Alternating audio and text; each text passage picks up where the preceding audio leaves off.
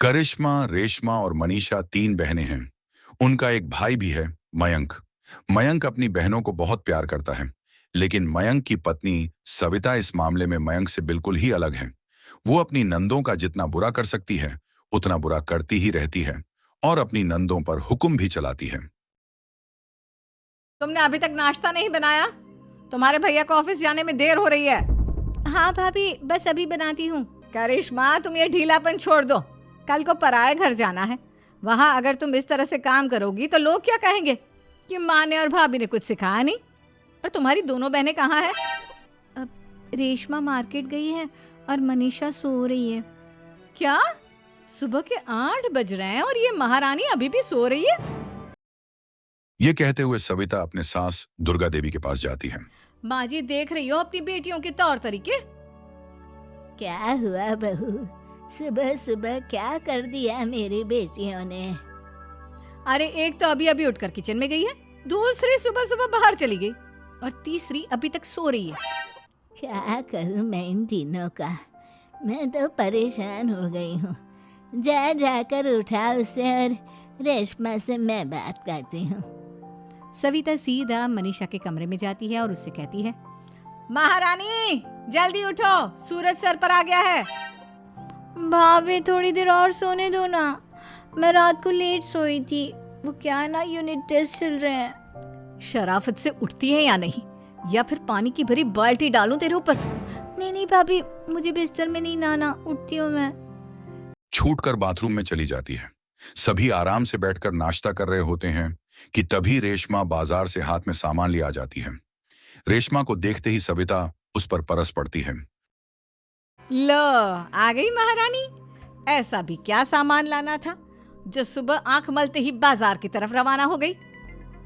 भाभी, कल आप ही तो चीख रही थी कि घर का सारा सामान मुझे ही लाना पड़ता है, घर में किसी को भी किसी काम से कोई लेना देना नहीं है। अब मैं बाजार जाकर सामान ले आई तो आपको इस बात से भी तकलीफ हो रही है? देख रही हो माँ जी, अपनी बेटी की जुबान कैंची से भी तेज चलती है।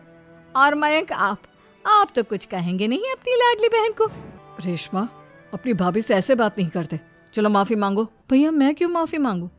आप भाभी से बोलिए ना कि हम पर कम हुक्म चलाया करे। हम इस घर की बेटियां हैं और आपकी पत्नी की ननद है, नौकरानी नहीं। लो कर लो बात। इनकी भलाई के लिए कुछ भी बोलो तो इन्हें बुरा लग जाता है। इस घर में यही इज्जत है मेरी। देख लो माँ जी, आपकी बेटी किस लहजे में मुझसे बात कर रही है। वहां से चली जाती है। मयंक को बहुत गुस्सा आता है, वो भी वहां से चला जाता है। फिर करिश्मा रेशमा को समझाती है। रेशमा, तुम्हें भाभी से माफी मांग लेनी चाहिए थी ना।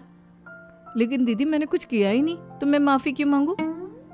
हाँ का रेशमा दीदी, रेशमा दीदी जैसे ही घर में आई भाभी ही उन पर चिल्ला रही थी। हाँ, मैं मानती हूँ कि गलती भाभी की थी। मैं तो इसलिए बोल रही हूँ कि भाभी ने माँ को तो पूरी तरह अपने वश में कर लिया है। वो हमारी बात सुनती ही नहीं।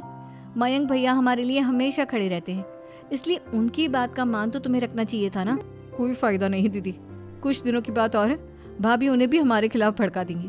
फिर वो भी माँ की तरह हमारी किसी बात का विश्वास नहीं करेंगे। इसी तरह सविता अपनी तीनों ननदों को किसी न किसी बात पर परेशान करती रहती थी। एक दिन मयंक अपनी तीनों बहनों के लिए गिफ्ट लाया।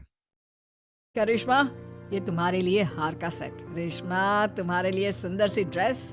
और मनीषा, तुम्हें किताबें पसंद है ना, तुम्हारे लिए किताबें लाया हूँ।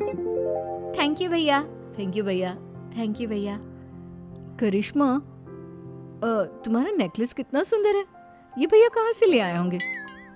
मैंने भैया को 3 दिन पहले फोन पर ये डिजाइन दिखाया था और आज भैया ये ले आए। सविता तो अपनी ननदों के गिफ्ट्स देखकर जल गई और करिश्मा का नेकलेस तो उसे भी बहुत पसंद आया था। अपनी बहनों के लिए कितना अच्छा नेकलेस लेकर आए हैं, मुझे कभी कोई गिफ्ट नहीं दिया। मैं आज ही ये हार चुरा लूंगी। रात में सविता करिश्मा का हार चुरा लेती है और इसी तरह उसे अपनी ननदों की जो भी चीज अच्छी लगती वो उसे मांगती नहीं, बल्कि रात के अंधेरे में चुरा लेती। इसी तरह दिन बीतते गए और सविता ने मयंक के दिल में भी उसकी बहनों के लिए नफरत पैदा कर दी। एक दिन मयंक ने करिश्मा और रेशमा के लिए रिश्ता देखा और ये बात उसने घर में सबको और बताई। रेशमा के लिए बहुत अच्छा रिश्ता आया है। वो लोग कल इन्हें देखने आ रहे हैं। आप और सविता मिलकर सारी तैयारी कर लेना। अगर इन दोनों बहनों की शादी हो गई तो घर और बाहर का काम कौन करेगा? मनीषा तो 1 नंबर की कामचोर है, उससे तो किसी बात की उम्मीद लगाना ही बेकार है। मुझे इस शादी को रोकना होगा। बिल्कुल। लड़के वालों के स्वागत की तैयारी करने में लगे होते हैं, तभी मयंक अपनी बहनों से आकर कहता है, तैयार हो गई तुम दोनों? देखो दोनों लड़के बहुत अच्छे हैं, मैं कोई कसर नहीं छोड़ना चाहता, इसलिए तुम उनके सामने अच्छे से बिहेव करना और अपनी भाभी से लड़ने मत लग जाना। करिश्मा, तुम वो नेकलेस पहन लो ना जो मैं तुम्हारे लिए लाया था।